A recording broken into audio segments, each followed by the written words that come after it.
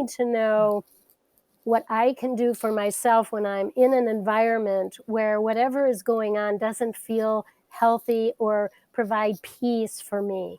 One of the ways I talk about it with women is, what is disturbing your peace? And what can you do about it so that you feel safer and at more peace? So sometimes that's removing myself from a situation. Sometimes it's asking for someone to do something differently because they may not even realize what they're doing that creates unsafety for me. So looking at what I can do for myself to create the peace I need is another part.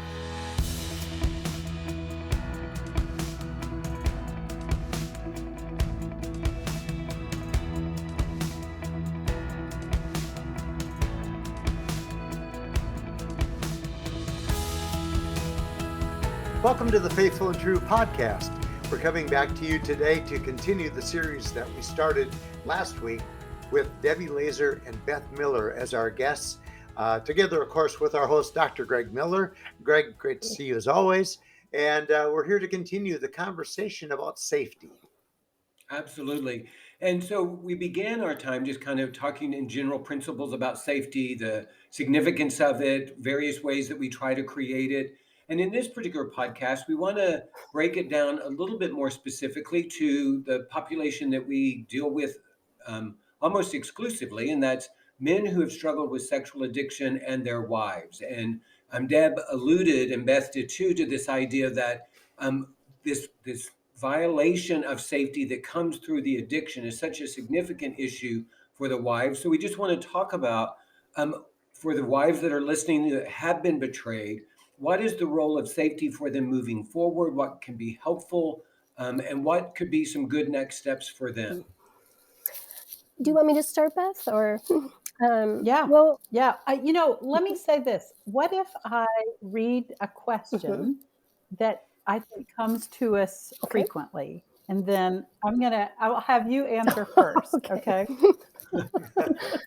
All right. So I didn't know there was going to be I a know, quiz. I didn't either, Randy. I didn't prepare, so we'll see. But listen, I know you have great answers to this question. Okay. How do I create safety for myself as a wife versus looking to my spouse to create safety for me? Well, that's a multifaceted answer, I think, that's going to go with this one. And it's one that we talk about a lot in our workshops and also in our counseling with wives, is that there are some things we can expect from someone that we want to put our trust in and to know that we can be safe with. And there are certain things that they are going to do in order to be a safe and trustworthy person for us. We could get into some of those, but telling the truth is definitely one of those regularly about all things. Being honest about what's going on in the relationship, being willing to own things when they make mistakes. And this is anyone we're in relationship with. This would be a good friendship or, someone in our family or our spouse. They're willing to own things when they make mistakes and work on correcting those so they don't continue to hurt somebody by their behaviors. They're willing to work at being a safe person themselves. There's another element, though, which is learning to trust ourselves and to create safety for ourselves. So if there are certain things that don't create safety for me as a person, those might be very different than what they are for you or for someone else. It could be, for instance, I'm not used to loud voices in conversation at all. I grew up in a family where conversations were rather quiet. There was not arguing. There wasn't a lot of shouting. So it doesn't take much for me to feel unsafe when voices get very loud. Now, for someone else who grew up in a big family, perhaps, and the way to be heard and seen and whatever was to shout and, be heard that way, maybe loud voices doesn't bother them at all. But I need to know what I can do for myself when I'm in an environment where whatever is going on doesn't feel healthy or provide peace for me. One of the ways I talk about it with women is, what is disturbing your peace? And what can you do about it so that you feel safer and at more peace? So sometimes that's removing myself from a situation. Sometimes it's asking for someone to do something differently because they may not even realize what they're doing that creates unsafety for me. So looking at what I can do for myself to create the peace I need is another part. And then I think such an important part is looking to our faith journey and how does God provide ultimate safety for us? Because as human beings, I think we have limits to any of us being, I call it squeaky clean safe all the time. I mean, none of us are squeaky clean That's safe right. all the time, even though we would like to be. And when that's not the case, do we go to God with what our desires are? He constantly invites us to bring our desires to him so that he can create those in our lives and for us. And safety is a big one. How does he create safety? I mean, you and I have so many stories about women who maybe couldn't get information they need, but they were fairly sure something was going on. And, praying about that led them eventually to somehow get into somebody's email without some password that normally you need. And all of a sudden, there they are with information they have. I mean, God does things in ways that we can never imagine. He has much better information, knowledge, and assures us that he's there to take care of us. It may be in a totally different way than we ever expected, but more and more, the older I get, the more I have those stories for myself, and I really believe in that. So learning how to create safety with God in our life as the ultimate caregiver for that desire of ours is something that I think practically we don't often work on. We maybe have head knowledge about it. We can quote scripture about it. And what does it mean when maybe God is the last source for how we might get something met that is really terrifying to us? So that is a really long answer to a very short question.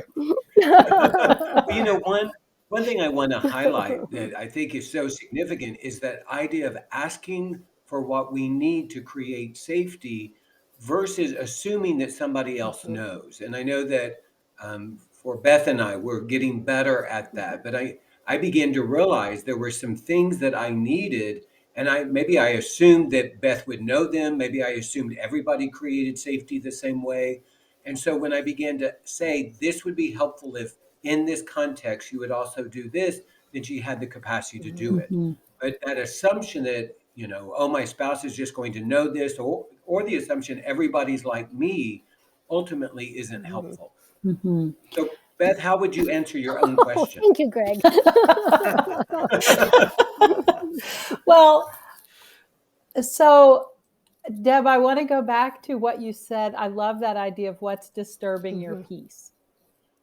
And with so many of the women that I work with, one of the things that can come up is this idea of my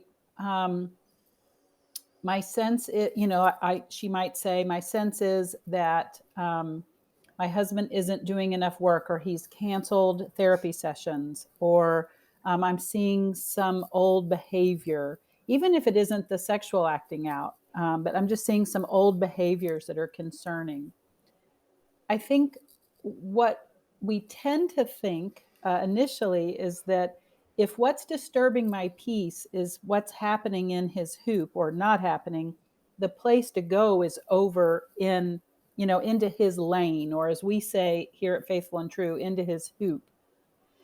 And I think the thing that I want to say is it might be counterintuitive, but staying in our own hoop, in our own lane, is where we are going to find safety. It's these things that you were just talking about, because no one else can create safety, can create a safe interior for us.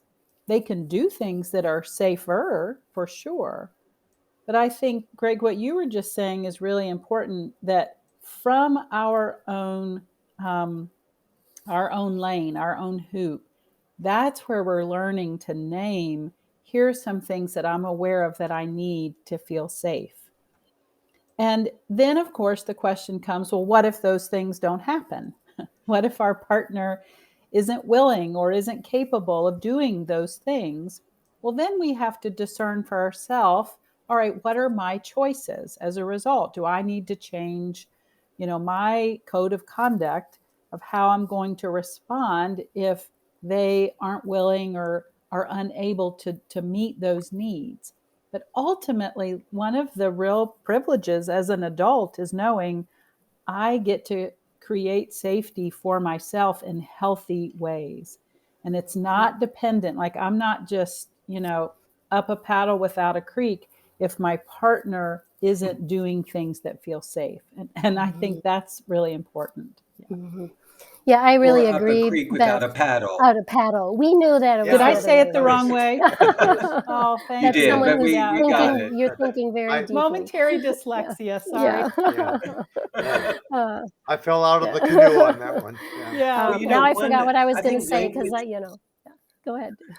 well, I think language is important, and it's a difference between, I think many of us have been taught that somebody else can create safety for me. So if I don't feel safe or I don't perceive myself as safe, then it becomes the other person's responsibility to do something to create it. So if we distinguish, someone contributes to my safety, and yet I am responsible for creating it for myself. One of the things that can happen is I can have the belief that if I have enough information, that will create safety. So I get information, I still don't feel safe. So I think, well, the solution is I need more information. But the reality is, information cannot create safety for me. It contributes to my safety. Ultimately, I, as a wise adult, learn how to create safety again through this truth, the truth of who God is and the truth of who I am, versus somebody's actions or behaviors or reactions. Mhm. I also think it's helpful if we can identify what element of safety we are talking about rather than using that term too generally.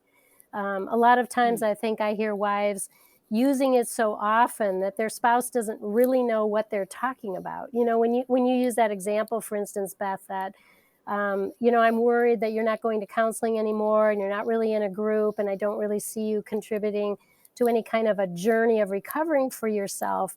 The lack of not doing that is really about the fear that if you don't, then what will happen? Then what will happen is possibly he'll fall back into that addiction again. And then what might happen if he falls back into that addiction? Well, then what might happen is I decide that I'm not willing to stay in a marriage with someone who's not faithful to me. And then what will happen? What will happen then is I'll decide that I need to divorce and leave this marriage. So then the reason I feel unsafe is because there's a potential that I will be all alone. And how much better it would be to talk about it in that way other than just to constantly say, I'm not safe. For some people, that is about the loudness of voices. For others, it's about how demanding they are that they do something. For others, it's about feeling so disconnected you are alone and you're not in a relationship. For some, it's not having information about money, or I'm afraid that I won't be taken care of if I have to leave this. It can be about so many things. So the more we can learn about how to talk specifically about our issues of safety is going to be more helpful to the other person on the other side of that conversation. Deb, you remind me, I was introduced to this idea that there are two core fears. One of them is the fear of being alone, and one of them is the fear of being crushed. Well, the fear of being alone is about relationship, and the fear of being crushed is about power. So if I can even within myself kind of dig deeper to say, what is this fear really about? Then how do I deal with the fear and kind of that process that you went through of where is this leading me, that ultimately that is what I'm afraid of? And if that is my fear, how do I navigate that? It's our tendency almost intuitively to avoid the things that we fear. But really, I think where we are empowered is when we move towards the fear and move through the fear and move beyond the fear. So even if at the end of this, I am alone because my husband does not choose recovery, in that space, I can still be safe because my safety isn't dependent upon my husband's commitment to recovery. And I think in that light, Greg, it becomes important in our own work to figure out when I don't feel safe, what are my fears really about? And how can I go after those practically? We talk with wives, for instance, if it were to happen that your marriage doesn't make it, what would be most frightening about that for you? And the answer is different for many of them. Some it's about, I don't know that I would be a very good parent by myself. I need help with parenting. For some, it's about money because they have no idea where their assets are in this relationship and they don't know if they will have any of that money when they divorce. For others, I worked with a woman, her greatest fear was staying alone in her house without her husband because he wasn't in a career that he traveled. She was never alone in her house. That was the more terrifying thing for her of anything. So we want to go after, if those are our fears, how can we practice working on those individually? What do we need to do? Do we need to get a job for ourselves so we feel somewhat financially independent? Do we need to practice being alone and go on a trip, even stay? Sometimes my assignment to women is to go on a trip, stay in a hotel, drive yourself there by yourself, not with a friend, stay someplace by yourself, see how it feels, know you can work through that and be on the other side of that. So we can learn how to manage some of these things so that we know we can be okay and take care of those issues for ourselves if we need to. Well, and I isn't there a remember. transition? Oh, go ahead, Beth. Go ahead. Well, I was just going to say, I remember how important it was for me to get to the place to know that I would be okay, to be on my own. And that gave me the freedom to leave, which also gave me the freedom to stay. I mean, it was both of those things. Right. And I'm confident I did not stay out of your hoop all the time. I still don't. I mean, I couldn't say that. We're not perfect, Beth. Remember, we said that. We're just working on these things. Yeah. Courage to That's be right. imperfect. And I also know that I got a lot better, right, when I was able to settle into being grounded in the truth of I can be okay if I have to be alone. If that's the best of hard choices, I will be okay. And we're not saying that wouldn't hurt or, all the implications of that. And Deb, I think you're so right that when you keep going down, like, well, why is that a problem? Well, why is that a problem? We get to this fear of being on our own. That's really so much of what helps us to stay on, our side of the street, right? Without trying to manage or control our husband's recovery. Because ultimately, we need to know that he is internally motivated to be well.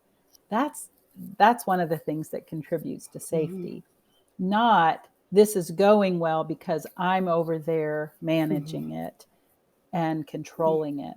And that's a really big difference. I think the other thing that's really helpful about creating our own safety and working on those fears is when someone decides to stay in a relationship and you have practiced that standalone place that we often talk about, where I can be alone if I need to be or have to be, and I'm choosing to stay. It's a much healthier place for the relationship and for the other person to know you're staying because you really love them and choose them. You're not staying because of your need or your fear to be taken care of. That's a very different place to enter into a relationship. So, and oddly enough, one of the other desires, one of the 7, is the desire to be chosen just for who I am, not because I can give you a bunch of stuff or protect you from a bunch of stuff, but that you love me just for who I am.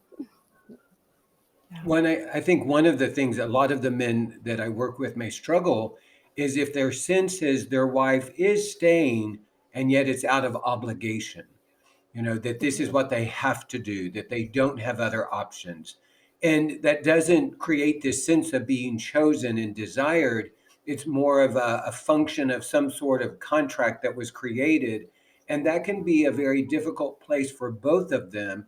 And one of the ways that we can know that something is motivated by obligation is eventually it begins to lead to resentment and just kind of paying attention to that. one of the things that we talked about is this idea of fear. And sometimes it's helpful to acknowledge the fear and be able to transition the fear from fear to concern. Fear paralyzes me sometimes. If I'm afraid of something, I may actually have difficulty moving towards it. But some of the things that people mention are legitimate concerns. And if I name it as a concern, then that can empower me to move towards it, to address it, to explore it. So if I'm concerned, I'm not quite sure how to manage money, or I'm concerned, I don't know if I can function by myself, then out of that concern, I can do some research. I can take that field trip and stay by myself. I can get the information I need about our finances. But concern can really be an invitation to say, hey, this is significant. I need to explore it and understand it more. I think that's a really great point, Greg, that one of the ways we work on our anxieties or our fears is to name them. And then to surround ourselves with people who aren't necessarily always trying to fix them for us and give us solutions, but just to hear what that's about. And in some cases, we are asking for help about how to change what we believe has grown to be an unreasonable fear or sense of anxiety for ourselves. So surrounding ourselves with good people who are also willing to be honest about these things is one of the great ways we can move and change our responses to them. I also want to mention. I think go ahead. Go ahead, Beth. I was just going to say the last thing that I would add to that is that's part of what we do to become a safe person ourselves. Is we surround ourselves with people who are doing their work to be safe people. So we get to watch how someone else is responding in a wise, kind of regulated way to something. We get to observe how another woman in one of our groups, say, is learning to find her voice in ways that are clean and clear, not overly critical or snarky. But that's part of this too, is if I want to create safety, I've got to be working on what it looks like for me to be showing up in my relationships as a safe person. And that's great work to take wherever we go and in our entire life.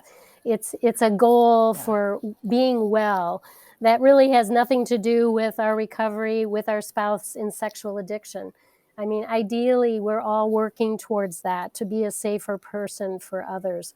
I love Maya Angelou's quote, I say that all the time. Can we learn how to be in pain or learn how to be afraid and anxious and not become a pain ourselves? That's a really difficult struggle, because sometimes we feel entitled in our anxieties or fears or whatever to just do whatever we have to do to take care of them and dump that on other people and then not love ourselves in terms of how we're responding. So learning how to manage our anxiety is so important. I also want to add that I know that trauma creates a lot of change in the brain. And sometimes our desire to change this, our willpower alone to do it, having counseling or good community is not enough. And there are other therapeutic modalities that can help with some of that. EMDR is something some of you have perhaps heard about. Biofeedback is another one. We need to accept the fact that just willpower alone sometimes cannot change these very old reactions to some very traumatic events in our life. So know that we don't want to take this lightly and just assume that, a few little conversations and a few friends will change all these things in your life. Many times it's not at all that easy. There's a great book called Try Softer. And in it, the author talks about how her parents just had a lot of willpower, or tried to, and it didn't really solve their issue. So she entitled one of her chapters, Let's Pray and Go to Therapy. And I love that, right? We got to do all of that. One of the things that I think helps to create safety is this idea of creating boundaries. We talk a lot about boundaries, but the thing about a good boundary is it creates safety for me and it also contributes to the safety for others. And so as I get clearer about where I can draw those boundaries, that actually is a gift that I'm giving to the other people in my life. And in those moments when we're having an overreaction, I do think it is helpful for us to name that for ourselves and for the other people in our lives. There's been several times in our marriage where I knew my reaction to something that Beth had done was disproportionate. And I had an option. I could either blame Beth and say, well, if you hadn't done this, I wouldn't be responding this way. Or I could say, I'm aware that this is disproportionate and I want to figure out what's going on for me. And then, Deb, as you mentioned, some of those other modalities of therapy that help me to understand that reaction, that trigger, because I didn't choose to respond that way. It just Mhm. showed up. And I'm going to need some help and support to untangle that knot that has gotten me to that place. Is there anything kind of in our closing thoughts that you would want women to understand who have been betrayed um, about safety? And maybe I'll be more specific. What is the hope? Mhm. You know, we like leaving people with hope. So, what is the hope that a woman could experience as she heals? I guess my hope is that she will learn how to speak up specifically about things and the ways that she was hurt and the ways she does not feel safe, and to have a voice about things that matter to her. I think one of the things most of us struggle with is, for one reason or another, we haven't always spoken about things that really are important to us, and or we've done it in a way that we aren't heard and understood about that. So a great deal of our getting well is being able to speak about those things in a way to be heard and understood, and to know that no other person in our life, or as you said earlier, no other circumstance will create all the safety we're looking for. If we don't work on our Mhm. spiritual journey to find that inner peace that comes from knowing that God is there for us, He knows our life, He knows what we need. We need to turn to Him at times, as well as do what we can do while we're here on earth. And so the combination, I think, is what will bring us peace inside, to know what our next steps are, to know how to create peace for ourselves when we can't find it outside of ourselves, so that we live with joy and passion in our lives.